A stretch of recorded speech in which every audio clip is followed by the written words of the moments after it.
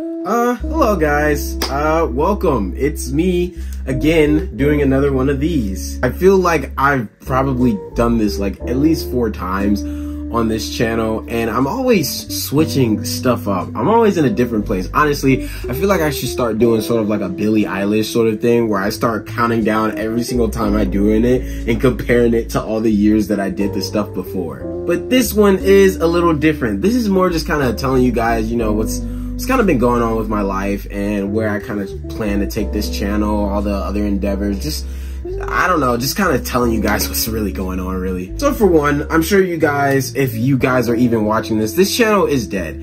I made this YouTube channel when I was around the age of like 13, 14. Honestly, I made this channel actually like a little bit, I think a year before I started doing Vine videos and even started blowing up from Vine. And they were just basically me just doing videos about talking about parents and, you know, juggling high school and juggling dealing with my dad, those comedic skits.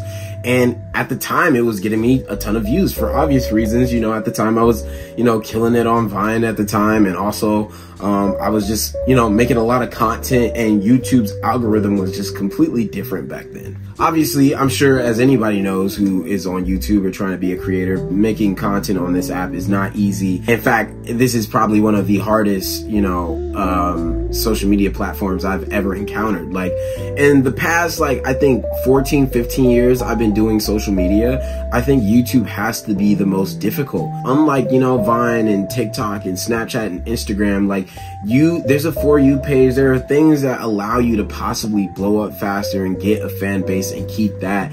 And things like YouTube, I don't think are as easy because it is about an algorithm. It's about what content is reaching certain people and then how they come back to you, keeping the same followers constantly. You know, you got your thumbnail thought process, you got your hashtag, just like it's so many more levels than I feel like I could take like an hour or an hour and a half making, you know, a short form video that's maybe a minute, maybe 2 minutes. And it could take me like 3 to 4 hours to make a video that's only like 8 to 9 minutes on YouTube, not including I still got to do the thumbnail and I still have to shoot the video and I still have to make the script in the first place. It's just a lot. But recently I've been actually booking a lot of roles on stuff. I did a horror movie last year. I did a superhero one. Both those things are going through film festivals this year. I got to be on television twice last year. I got to be on NCIS and Good Trouble. Like I've definitely been focusing more on my acting, which is something that definitely is priority #1 for me.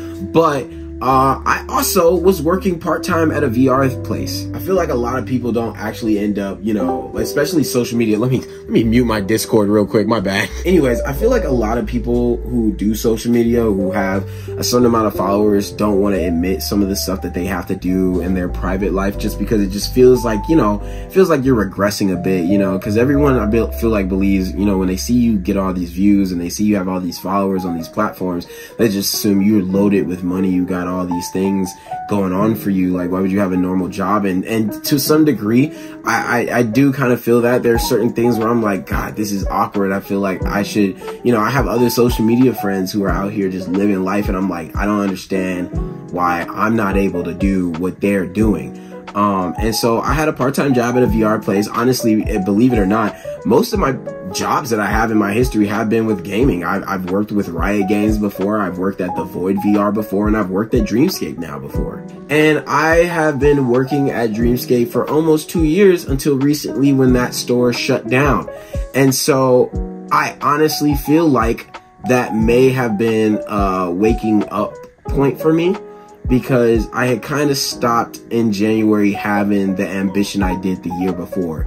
I was honestly getting way too comfortable. I was just kind of sitting in my room. I was playing League of Legends all day. I didn't even feel like going to the gym anymore. I was just like, I'm gonna just play games. I'm gonna just wait for auditions. I'm not gonna shoot any content because all my platforms are dead. My Instagram's dead, my TikTok's dead, my YouTube's dead. And I'm gonna just go to work and I'm just gonna wait and hopefully something falls. And that is the worst space you would want to be in. You do not want to get into a comfort zone where you feel like you need to just be doing that, because that will never allow you to grow where you need to go. And so honestly, that store ending allowed me to really kind of evaluate, like, all right, Tim, what do you really want and how do we actually make that happen? Because this is the best time for you to realize that if you want this, you need to actually go and get it. You tried the corporate route. It did not work. You might as well at least be putting in all of that work into something you would want to do long term, rather than, you know, just finding something else that's going to replace this and you're going to get pissed off after 3 months anyways. So anyways, I'm saying all this to say, I'm back. Yay! No, I definitely have been doing a lot more social media content lately, just because of the whole acting industry. It's been kind of wonky. I know you guys have been seeing probably my podcast that I have below about movies and stuff, but I actually am really a big fan of amusement parks. So I have started a new YouTube channel. It's called The Park Guide, Rift Off the Wolf Guide. Please feel free to follow that. I will be posting way more videos on there than probably this platform, although I do plan to start posting comedic skits again on this platform to hopefully, you know, grow and build myself off of my own, you know, original funny content that I still love to do. But I also want to get into more amusement park stuff, so feel free to follow that channel. I also put that in the link in the bio. But yeah, I definitely am happy doing all this. It's gonna take me a minute, just because this channel's hard, and I'm pretty sure this video is only gonna get 10 views anyways, because all my videos flop anyways. But if anything, I'm using this as more so as, you know, a message to myself of being like, don't get too comfortable. You know, you got this, Mr. Tim. You got this, my guy. And, you know, I want you to look at this video years later and be like, dude, you did have this. Because if you're talking like this, then imagine what you're doing way later when you start watching this thing. And this is also to anyone else that's, you know, they feel like they're at a stuck-in job and they don't know what to do with themselves, or they feel like they're too comfortable, or they just are getting annoyed with, you know, doing content and things not working, or any creative aspect. Like, dude, you're fine. You know, literally the majority of people, I think almost like 95% of people who are in the creative field is going to be taking an L for quite some time before they get any form of hit.